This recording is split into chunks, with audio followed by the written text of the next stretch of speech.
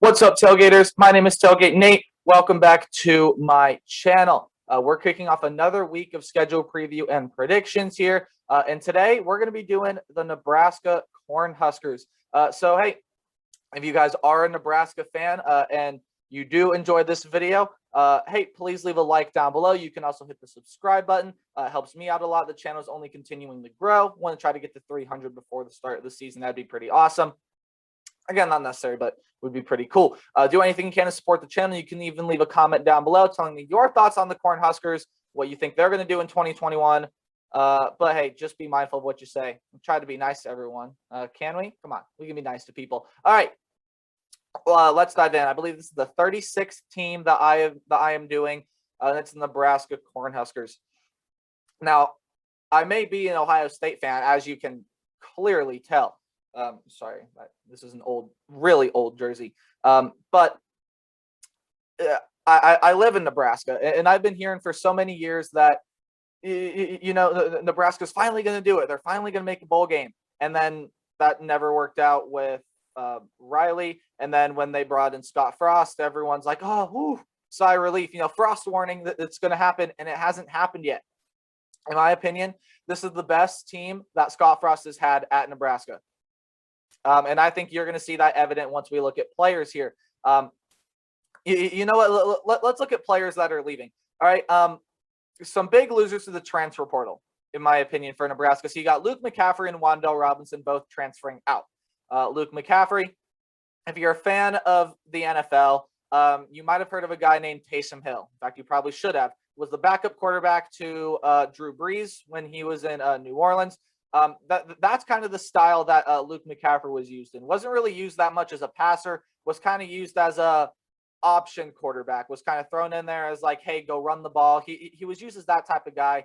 I don't know if he didn't like that or if he wants some starting time, but he transferred over to Louisville. Wandel Robinson, a wide receiver, transferred over to Kentucky. He wanted to be closer to family. That I totally get. Gave a big boost to that Kentucky team. We've already looked at Kentucky. And then Dedrick Mills gone as well. Coincidentally, those were their three leading rushers last year. You also have Marcus Fleming leaving the wide receiver group. Tight end Jack Stoll gone as well. A couple offensive linemen to the draft, Brendan James and Matt Farnock. Now, you're not losing that much on defense. Jakeem Green, Nico Cooper, but DiCaprio Boodle is the big loss, although I am going to mention a bigger loss here. Will Honus came down with an injury. It was something in his leg. It might have been an ACL, but I can't remember. All I know is he is done for the season. It's pretty serious. So Will Honus, you're not going to see him on any of these lists. And if you write in the comment section now, well, I'll say, did you watch the video? He has been injured, not playing this year. Hey, but besides Will Honus, it's not about what you lost. It's about what you have, right? Well, Adrian Martinez coming back at quarterback. I've never been a huge fan of Adrian Martinez. I've always thought he was just not developed enough. And by that, I mean he was rushing throws, rushing passes, tried to force throws, all that good stuff. And then in the last, I would say 2, 3, maybe even 4 games last year that Nebraska played, he really changed my mind, especially that Iowa game. Adrian Martinez played pretty solidly. And he was taking his time more. He was making some better throws. And I think if he can continue to do that and he can remain healthy, this can be the best season of his career. Now, they've dug into the transfer portal as well. Marquis Stepp coming in at running back should fill in the gap for the rushing attack that Nebraska is losing. Now, Xavier Betts coming back. And you would think he would be the #1 target, right? Well, this might be a guy that you might not have heard of. I don't know if Nebraska fans may have heard of him. Some of you watching this video might. Now, I don't usually watch a lot of FCS football, but I've watched a lot of tape on Samori Toure. He was a transfer over from Montana for Nebraska this year. Of course, didn't play this FCS spring season, but when you look at Samori Toure in 2019, was probably the best receiver in the FCS. 1,500 yards, 13 touchdowns. He's insane. If he's not their #1 option, it's going to be Betts. But then Toure would have to be #2. You would think that those are the top 2 wide receivers. Austin Allen coming back at tight end. And on the defense, you have a lot coming back. Ben Still coming back, JoJo Doman. Chris Kolarevic is a transfer from Northern Iowa. Deontay Williams, Cam Taylor Britt. So there's a lot to like for Nebraska coming in. It's just whether they can finally put it all to music, right? Whether they can finally gel it all together. Here's the schedule for the Nebraska Cornhuskers.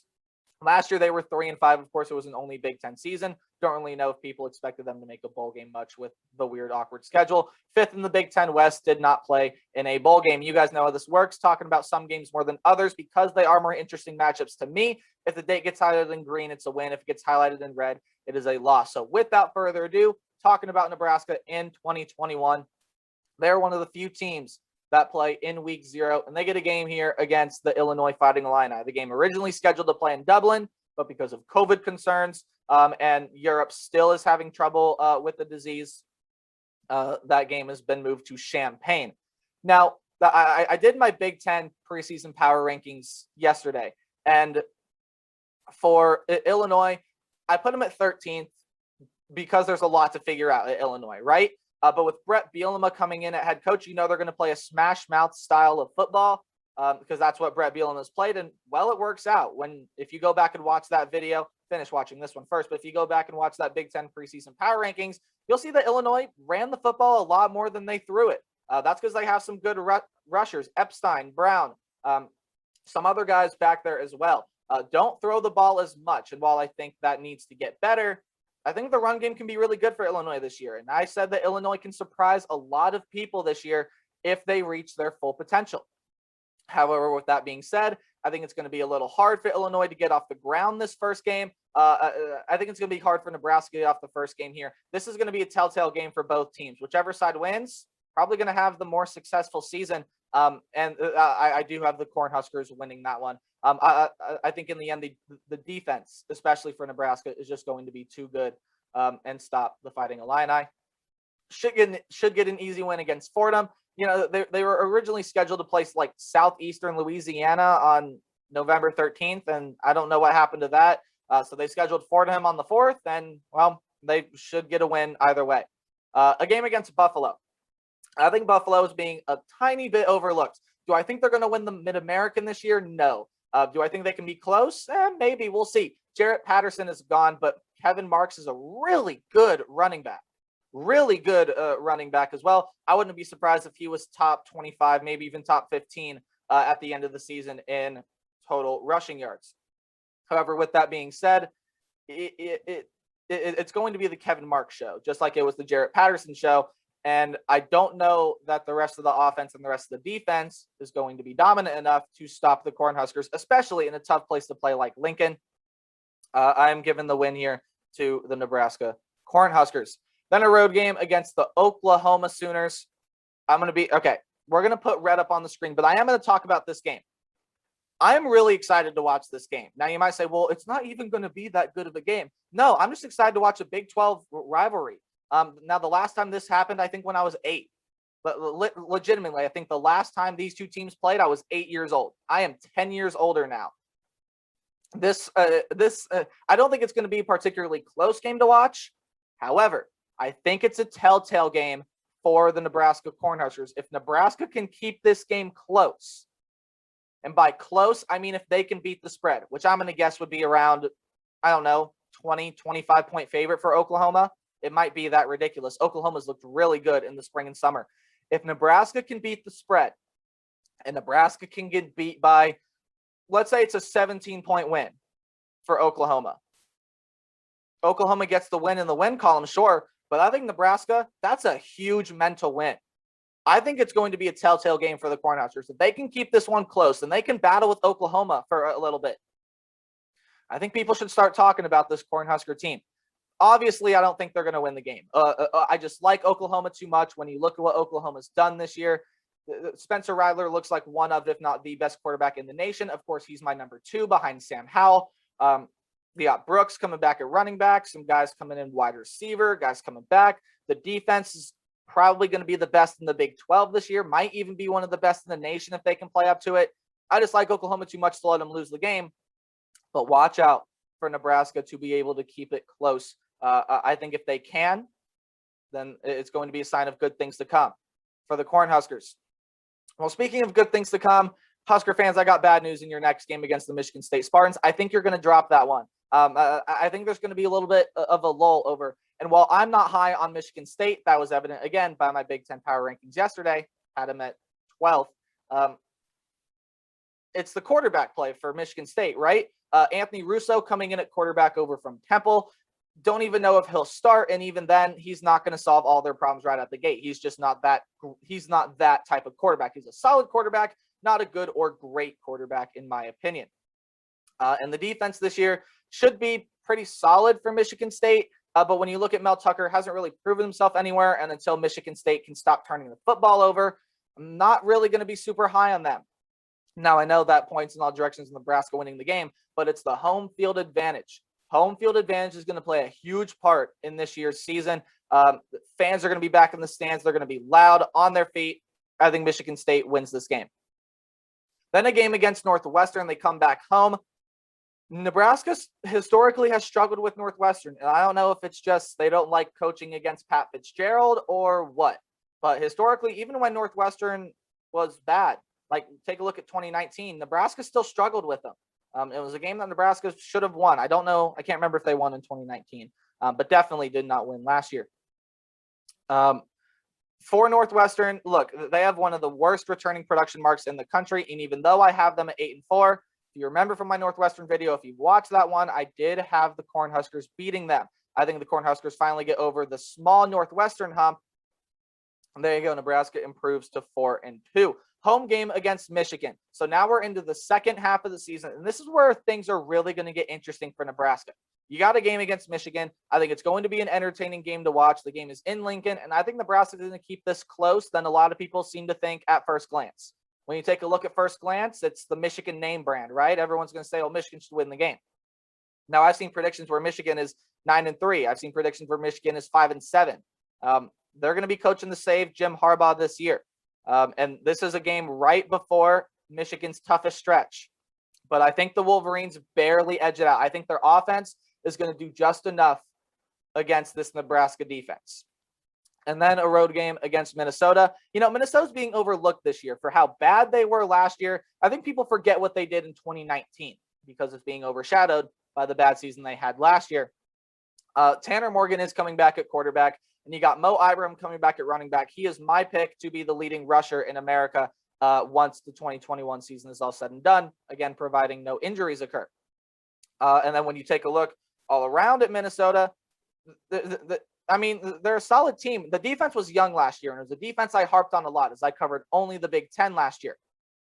So for Minnesota, I